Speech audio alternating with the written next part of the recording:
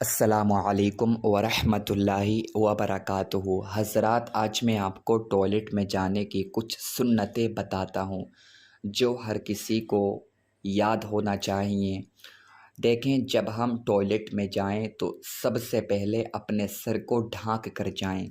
ننگے سر ٹوائلٹ میں نہیں جانا چاہیے۔ میں اپنی ماں بہنوں سے بھی یہ گزارش کرتا ہوں کہ جب وہ ٹوائلٹ میں جائیں تو اپنے سر کو ڈھانک کر جائیں، اور اپنے بھائیوں سے بھی یہ گزارش کرتا ہوں جب وہ ٹوائلٹ میں جائیں تو اپنے سر کو ڈھانک کر جائیں۔ ننگے سر ٹوائلٹ میں نہیں جانا چاہیے۔ اس کے بعد میں جب وہ ٹوائلٹ کے اندر داخل ہوں تو یہ دعا پڑھیں: اللہم انی اعوذ بک من الخبث والخبائث۔ یہ دعا پڑھنا ہے، اور پہلے ٹوائلٹ کے اندر اپنا بایاں قدم رکھنا ہے، الٹا قدم رکھنا ہے، سیدھا قدم نہیں رکھنا ہے۔ پہلے اپنا بایاں پیر ٹوائلٹ کے اندر رکھنا ہے اور ٹوائلٹ کے اندر داخل ہو جانا ہے، اور اس دعا کو اچھے طریقے سے یاد کر لینا ہے۔ یہ ٹوائلٹ میں جانے کی دعا ہے۔ جیسے ہی آپ اپنا بایاں قدم رکھیں تب یہ دعا پڑھیں: اللہم انی اعوذ بک من الخبث والخبائث۔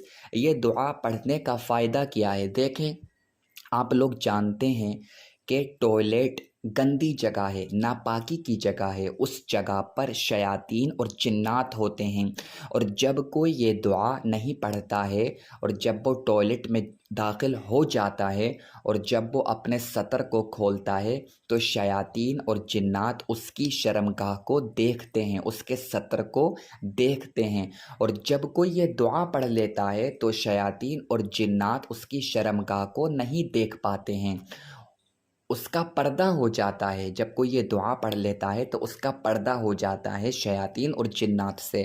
اس وجہ سے یہ دعا پڑھنا بہت زیادہ ضروری ہے تاکہ شیاطین اور جنات آپ کی شرمگاہ کو نہیں دیکھ پائیں۔ تو آپ اس دعا کو اچھے طریقے سے یاد کر لو: اللہم انی اعوذ بک من الخبث والخبائث۔ اس کے بعد میں جب آپ ٹوائلٹ سے فارغ ہو جائیں اور جب آپ ٹوائلٹ سے باہر نکلیں تو پہلے آپ کو داہنا قدم رکھنا ہے۔ جب آپ داخل ہوئے تھے تو آپ نے بایاں قدم رکھا تھا، لیکن اب آپ باہر آ رہے ہو تو آپ کو اب اپنا داہنا قدم رکھنا ہے، اور یہ دعا پڑھنا ہے: غفرانک الحمد للہ الذی اذھب عنی الاذی وعافانی۔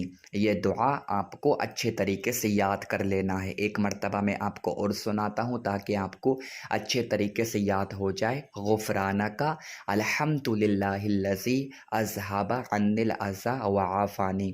تو یہ چند سنتیں میں نے آپ کو بتائی ہیں ٹوائلٹ میں جانے کی۔